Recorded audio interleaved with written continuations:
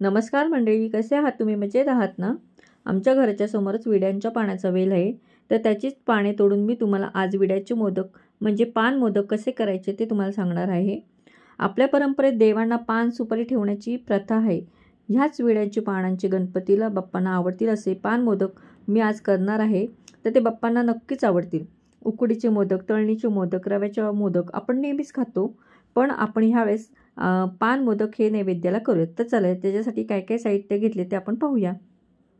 इथे मी 7 विड्याची पानं घेतलेली आहेत. 1 वाटी साखर, 1 वाटी खोबऱ्याचा कीस, 1 वाटी मिल्क पावडर आणि 1 वाटी दूध हे प्रमाण घेतलेले आहे. हे प्रमाण एकदम परफेक्ट आहे. तर आपण आता विड्यांच्या मागे जे देठ असतात ते कट करून पानं मी अगोदर स्वच्छ धुवून घेतलेली आहेत बरं का. आणि आता मी पूर्ण कट करून घेत आहे. ह्यामध्ये 1 वाटी मधलं थोडंसं दूध आपण इथे मिक्स करू. त्यानंतर हे बारीक मिक्सरला वाटून घेऊ. हे बघा अशी फाईन पेस्ट करायची आहे. त्यानंतर मी 2 चमचे इथे गुलकंद घेतलेला आहे.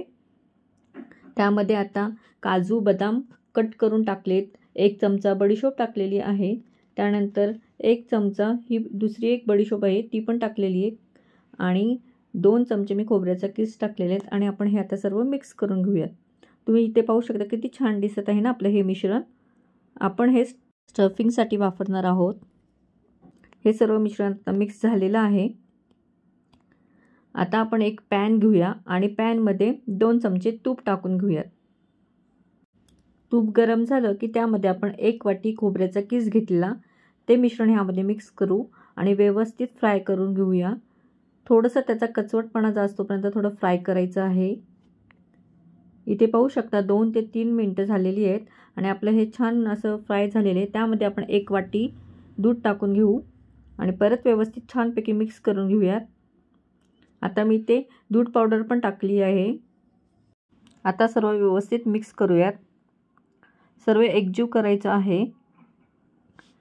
आणि त्यानंतर आपण जे पान आपण बारीक केलेले आहेत ते मिश्रण आपण ह्यामध्ये घालणार आहोत. आता व्यवस्थित सगळं मिक्स करून घेते. आता 1 वाटी साखर घालते आणि साखर वितळस तोपर्यंत व्यवस्थित मिश्रण आपण मिक्स करूया. इथे तुम्ही पाहू शकता की आपली साखर पण आता मेल्ट झालेली आहे. आणि आता मी त्याच्यामध्ये वेलची पूड टाकत आहे. चवीला वेलची पूड टाकली की खूपच छान टेस्ट लागते. आणि फूड कलर टाकत आहे. कलर टाकला की आपलं मिश्रण हे इथे खूप छान दिसत आहे.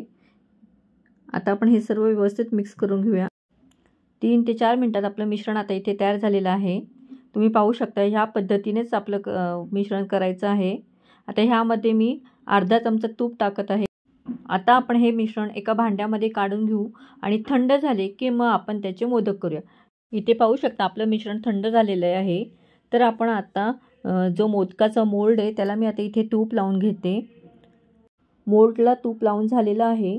आता आपण हे मिश्रण आहे ते थोडं थोडं घेऊया आणि तिन्ही साच्यांमध्ये व्यवस्थित प्रेस करून भरायचं आहे. प्रेस करून भरल्यामुळे तो जो मोल्डचा आकार आहे ना तो खूप छान येतो. म्हणजे आपले मोदक हे खूप सुबक असे तयार होतात. हे पहा ह्या पद्धतीने तुम्ही भरायचं आहे. आणि मध्यभागी जे आपण मिश्रण केलेलं आहे त्याची एक गोळी करायची आहे आणि ती व्यवस्थित मध्यभागी भरायची आहे. गोळी करून घ्यायची आणि मग हे मध्यभागी स्टफ करायचं आहे या पद्धतीने. आणि असा मोल्ड लावून घ्यायचा आणि जे बाजूला मिश्रण राहिलेलं आहे ते आपण व्यवस्थित काढून घेऊयात आणि मध्यभागी व्यवस्थित छान दाब द्यायचा. हे पहा आता मी मोदक काढून घेत आहे. तुम्ही पाहू शकता इथे आपला इथे किती छान सुबक असा मोदक तयार झालेला आहे. वाव, खूपच छान. आता मी दुसऱ्या पद्धतीने सुद्धा तुम्हाला एक मोदक कसा करायचा ते दाखवणार आहे. दुसऱ्या साच्यामध्ये मिश्रण आपण हातामध्ये घ्यायचं आणि हा मोल्ड आहे ना तो बंद करायचा आणि व्यवस्थित प्रेस करून करून छानपैकी असं दाब द्यायचा आहे आणि सर्व साईडनी मिश्रण आपलं लावून घ्यायचं आहे. हे पहा तुम्ही इथे पाहू शकता या पद्धतीने. आणि मध्ये जर जागा आहे ना तिथे आपण आपलं स्टफिंग भरणार आहोत. या पद्धतीने केले तरी छान होतात. आता इथे मी स्टफिंग भरून घेत आहे आणि छान प्रेस करायचं. पुन्हा वरती बॅटर लावायचं आहे. असं प्रेस करायचं म्हणजे आपला मोदक हा खूपच छान तयार होतो. व्यवस्थित सर्व छान पैकी लावून घ्यायचं आहे. चला आता मी तुम्हाला इथे खोलून दाखवते. खोलताना सुद्धा व्यवस्थित हळूच हलक्या हाताने खोलायचं आहे. पहा इथे किती छान सुबक असा आपला मोदक तयार झालेला आहे. पान मोदक दिसायला तर खूपच सुंदर दिसतो आणि त्याहूनही खायला खूप छान लागतो. खूपच छान, खूपच मस्त. गणपतीला तर हे मोदक नक्कीच आवडतील आणि तुम्ही नक्की ट्राय करा या पद्धतीने.